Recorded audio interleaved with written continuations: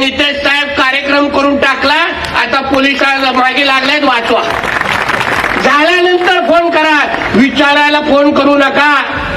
झाल्यानंतर सुखरूप घरी पोहोचवण्याची जबाबदारी आमच्या लोकांची असेल, एवढा विश्वास तुम्हाला आजच्या निमित्ताने देतो. पोलिसांच्या समोर देतो, चिंता करू नका. माझा काही वाकडं करू शकणार नाही.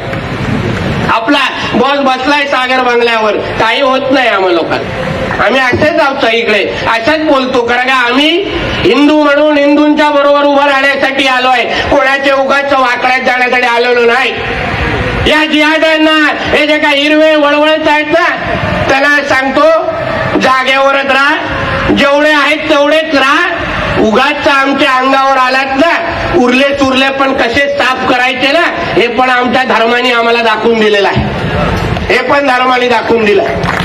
म्हणून जाता जाता एवढंच सांगतो, किती हवा भरायची ह्याला पण मर्यादा आहे की नाही. यानंतर हवा भरण्याची गरज भासली नाही पाहिजे. बांधव हिंदू म्हणून तुम्ही सगळेजण आपल्या माता भगिनींना संरक्षण करणार आहेत का?